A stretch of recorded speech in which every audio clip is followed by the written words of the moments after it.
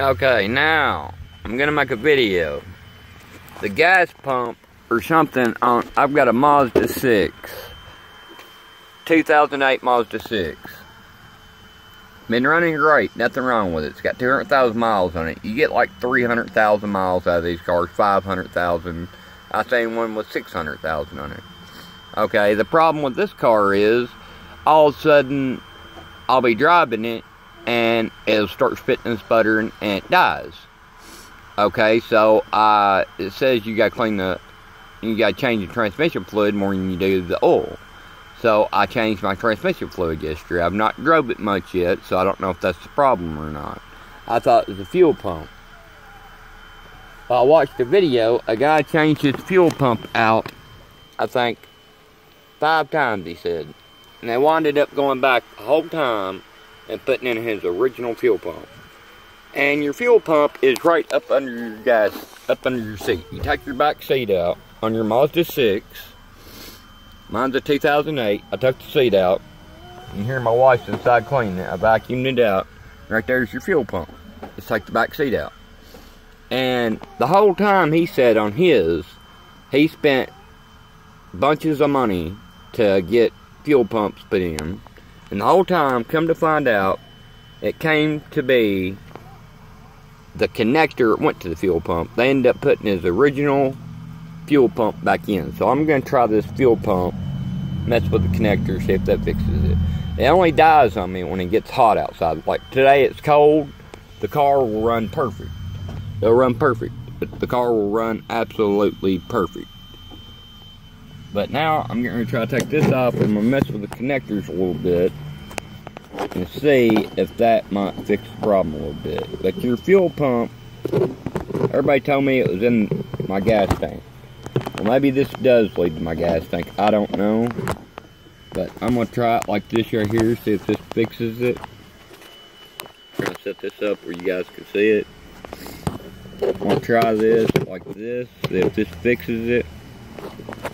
I'm going to try messing with the connectors. I think he ended up buying the connector, but here in Tennessee, you cannot buy them like that. You got to buy the whole fuel pump. They're wanting like 900 bucks to fix my car. I'm like 900 bucks to fix it. That's me. If I buy the fuel pump, if they buy the fuel pump and everything, it's going to cost me like 800 bucks. Well, I found a couple of places that said they do it for 175 bucks. But everybody said this is like a Jaguar. The fuel pump is down in the... What? Why, they call? No, but it's, I mean, they'll... After yeah, probably today or something, I don't know. Tomorrow. Anyway, the fuel pump is like a Jaguar. It goes down into the gas tank, they said. So they said it's a hard job. So I cleaned it up. I vacuumed up real good after I took the seat out. My wife's in there vacuum cleaning the seat. Or with her little spot doctor. She cleaned the seat up real good. And now I'm taking this out. And it's this easy, I guess. I hope it's this easy. When you want to put a new fuel pump in, you just take this is the first time I've ever messed with this. I've never done this before. This comes right off like that. Okay. And there is your fuel pump. Okay, this is my first time ever messing with this thing. Okay, now I'm in here with the fuel pump set. Okay. Now. Marshall! Marshall! Now I need the video of the guy showing me what to do. I see there's something here. I don't know if that's supposed to be up against it or not. Looks like it's awful up on it. I don't think that's supposed to be on there like that. Looks like it fell off something. That could be my problem right there. That was just laying on top of my fuel pump. I don't think that's supposed to be laying on top of there because I think this spins. That's what the guy said. Marshall! Marshall! Hey! Hold on a second, guys. I gotta get the video. God damn it! You're gonna have to stop yelling. Give me the video cam. Give me the videotape. I got fuel pump. I don't know which one the connector is. You're gonna have to stop yelling for me. If you need something, come and get it. I don't care. Yeah, come and get it. I went through all this crap to get out here. It's hard to get out of the car. The seat don't need to be cleaned. You rather have a running car or... It don't matter. You don't need to sit here and fucking yell for me like you're doing. Everybody in the whole complex... Where's my orange towel at? I don't know. I don't know where my cigarette went. I ain't got a lighter. I've got to go to work today. You hear how my wife talks to me. Talks to me like I'm plumb shit. Here! Not tired of that. I don't know what you're trying to watch. That one video right there. Give me a cigarette and light if you don't care my orange towel. God. I gotta wipe it out. Y'all see how dirty it is. Okay, now this is the video I watched of him.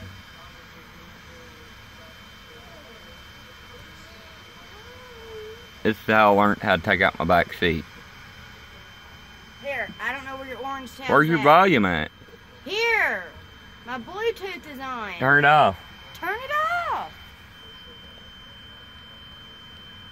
I know I'm probably gonna get hollered at some more. I ain't got no water. Yeah, you do. It's not working still. When I took that right there off because it's close to the full intake for the air. You know, here's your air filter. I just popped that off. I sprayed some starter fluid. I had to do it twice. Sprayed starter fluid in there once, did it again, and then the car just about started. So I knew I'm not getting. See, my car's not doing this. We'll just about start with starter fluid, but otherwise nothing. So I figured it was a fuel pump based on what he said.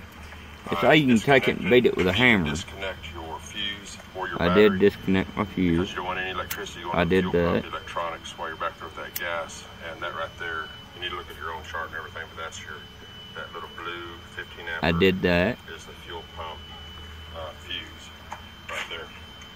Okay, I've already got the new fuel pump in.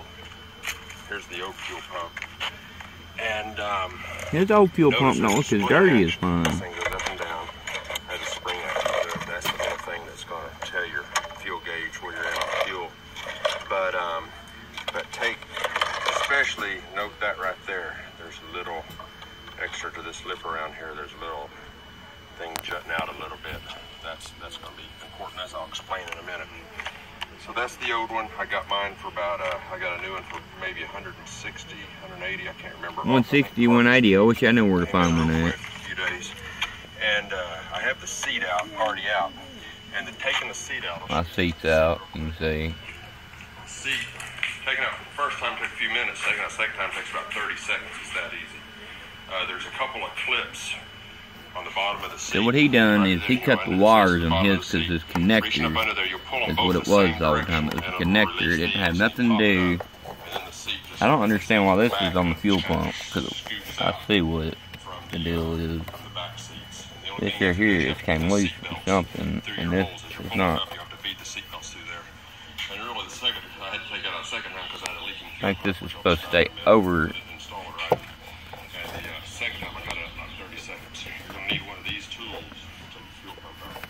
This is not supposed to be on top of the fuel pump. Things in here, and I don't think you'll ever get it out like that. The torque is torqued down way too tight, and I knocked a few of them off. These things right here, I knocked a couple off, and now that I know what it took to get it off, I don't think you'll ever get it off. Tapping it with a screwdriver, you're gonna have to buy one of those tools. So anyway, his got a lot less wires than other mine videos on how to get, and it's kind of funny. Everybody who does a video on how to get this the fuel line, on how to get this fuel line off, they all get stuck and have a huge problem getting it off, but they do eventually get it off. And the first time I took it off, it wasn't as bad. The second time I took it off, it took me 20 minutes. And but what I finally had to do is, you know, this pulls up, and I had to pull this one down with like a screwdriver thing, and then pull. And there's a little. Just watch the other videos. You'll see on how to get that off. But it is, you know, don't break anything. But I had to. So he says this right here is really hard to get out. This is the main fuel pump line right here. Electronics comes out. You squeeze that right there, and you pop that electronics out. None of the rest of this has to come out. By the way, there's a shield. Right there's the shield that went on top of here. There were just 4 screws. Took the 4 screws out. That shield, that metal shield, came off. And then it exposed the fuel pump. You do not need to drop your fuel tank. You can do it all from here. So you take You do not have to drop the fuel tank. I can do it all from the top. or the battery disconnected, and then you have to put that wrench thing that I just showed you. I got it for about $20 off of eBay. I don't know if I just said that. And you have to position it just right on the front of these lips right here. Here, I'll show that real quick. Hey there, making a... So I do not have to drop my fuel tank. I can do it right here from my back seat. You can see I'm standing in the back of my car. I can do it right here from my back seat. But this guy stuck 3 fuel pumps in. Come to find out, the whole time, it was just connected. Then you put a ratchet wrench into here. So I don't have one of those to there. Okay. And the whole fuel pump just comes right up out of there. And you're going to have gas. I would do this on I'd run your gas down if you even have that option. If you got a fuel tank of gas. If you have a full tank of gas, you're going to have a real mess. It's coming right out. It's going to puddle up all in here. All around here. It'll flow out. If it gets high enough, it'll flow out. There's an area, a little channel there that'll flow out through and come out under the car. But if you got a fuel tank, full fuel tank, you're going to have a lot of mess in here. Because I did it the second time. I didn't go good. So I went and filled up my tank after I replaced this thing. That little piece of thing was down there for something. Okay, so you have to take the old one out, and then it just pulls right out of there. You take this top ring off, and then the fuel pump just comes right out, and you put your next one right in. But here's the tricks, is that there's 3 rings going on here. There's the bottom ring, there's a bottom plastic ring that you can barely see. Can I show? You can see the ring, I can feel it. Right there's the ring, you see it right there, he's talking about right here. That's the critical thing right there, that bottom ring, those 2 little plastics. That, you don't see it, but in the black metal down below them, there's actually a little valley for those 2 things to fit in. They have to fit in that, otherwise that bottom ring is going to spin on you. The way to keep the bottom ring from spinning, now yours may have been on there so long you think it's stuck on there, but that bottom ring will start spinning on you. And so it has to be in, those 2 things have to be lined up in that little metal valley, so that the bottom ring, when you start to tighten this top ring on, the bottom ring will not spin. If I bait on it, that'll fix it. That bottom ring, after you take your fuel pump out, you'll see it. That bottom ring will have a space in it for that right there. So the little metal valley keeps the bottom ring from spinning as you're tightening your fuel pump on. You're tightening that top ring.